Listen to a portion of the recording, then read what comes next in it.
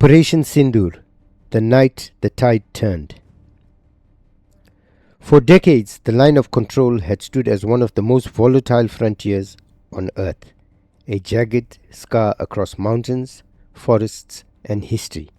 Skirmishes, infiltrations, and uneasy ceasefires defined the rhythm of this contested land.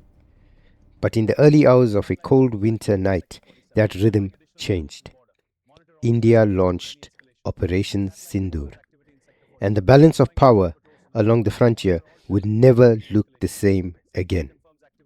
The operation was conceived in silence. Months of intelligence gathering, satellite surveillance, and human intelligence had revealed a network of heavily fortified militant staging areas across the border. The camps were not isolated. They were coordinated hubs, launch points for infiltration deep into Indian territory. For years, they operated in the shadows. Operation Sindoor was designed to end that shadow.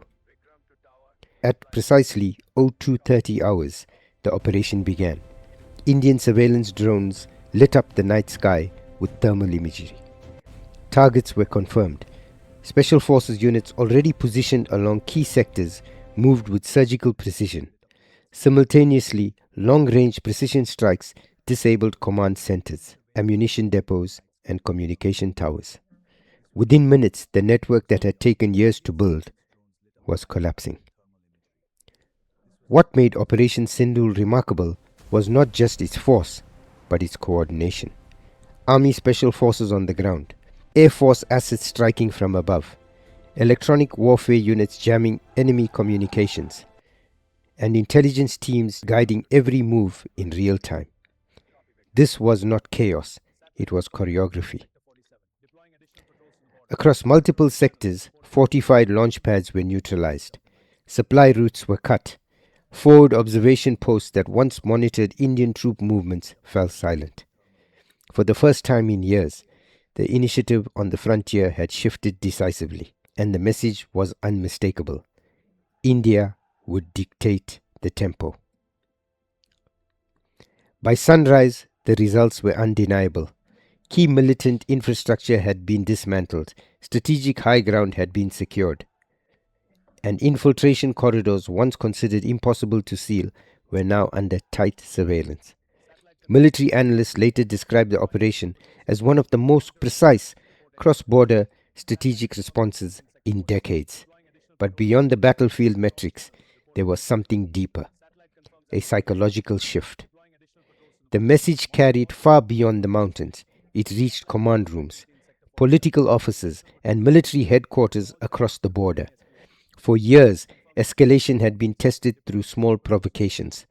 But Operation Sindoor demonstrated something new: preparedness, speed, and overwhelming coordination.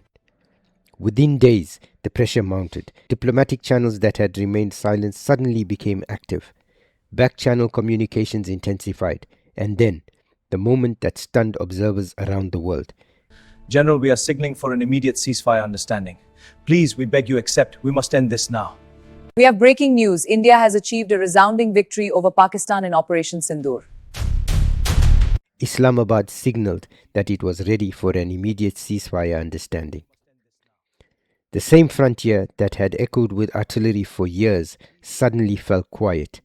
Guns that had roared through countless nights went silent. The initiative had shifted, not through prolonged war, but through decisive action. Operation Sindoor did not redraw borders.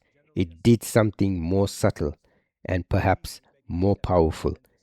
It redrew expectations. The frontier was no longer a place where aggression could cooperate without consequence. For India, the operation became a statement of capability, of preparation, of resolve. And on that cold mountain border, as dawn spread across the valleys, one truth became clear. Sometimes history does not turn with a long war. Sometimes it turns in a single night. Operation Sindoor was one of those nights.